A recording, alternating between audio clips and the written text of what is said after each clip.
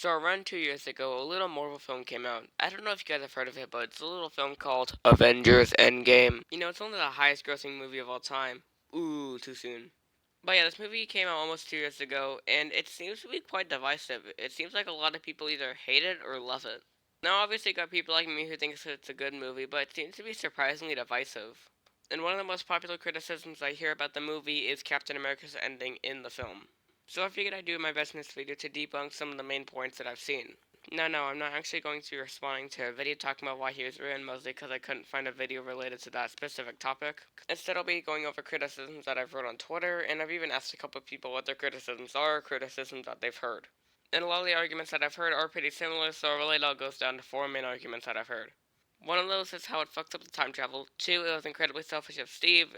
Three, why didn't he give the shield to Bucky instead of Falcon? And four, he didn't tell anyone before leaving. I believe three out of the four of these arguments is false. I'll start off with something that I agree with, and that is that it fucks with the time travel rules. Basically, in the film it's stated that changing the past doesn't change the future. However, in the film, Captain America lived up to that moment rather than using the time machine to get back, and that fucks with the rules of changing the past, not changing the future. Okay, so now on to the stuff that I disagree with. The first thing is that it fucks up his character because it was a selfish act that he did. And for this I have three things. One of which is that he's been best friends with Tony his whole life, and he's gotten a couple things from Tony, and Tony's gotten a couple things from him in terms of traits, and they basically learned off each other. After the 11 years or so of friendship that they had, because they became friends in 2012, and then it was 2023, I think at least, in the events of Endgame. The first 15 minutes or so were not, but the rest of the film was taking place in 2023. Unless you want to count the time travel stuff, but that doesn't really matter. Another thing was two of Cap's best friends were dead, and those were the two friends who told him to get a life. In Endgame, after the scene where Natasha is in a call with Rhodey, after that scene, we see her and Steve talk. In that scene, Natasha tells Steve that he really needs to get a life and live happy because he deserves it. And then she sacrifices herself later for the Soul Stone. And at the end of Avengers Age of Ultron, Tony tells Steve that he needs to get a life before he leaves in that orange car. And then obviously he sacrifices himself to save the fucking universe. Point is, both of the people who were telling him to get a life are now dead, so he figured he'd live the life that they were telling him to live. And finally, this scene right here.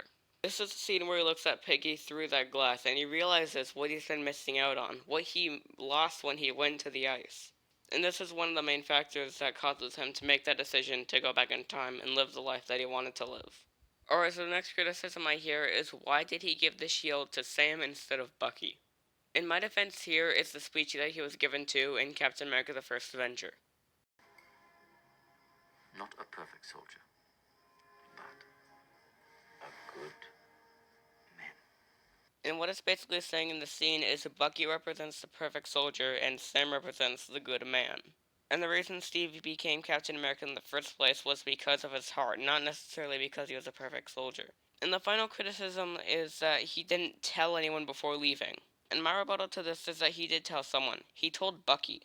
Look at the way Steve and Bucky talk to each other before Steve leaves. Don't do anything stupid till I get back. How can I? Taking all this stupid with you. And then look at the way that Bucky reacts when Steve comes back. Sam. He's clearly not surprised or shocked at all because he knew Steve was going to live a life with Peggy. It is heavily implied with the film that Cap did tell someone.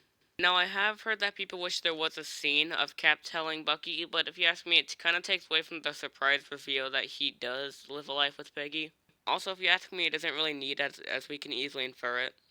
Anyway, yeah, those were the three main arguments that I've heard against Captain America's ending in Endgame.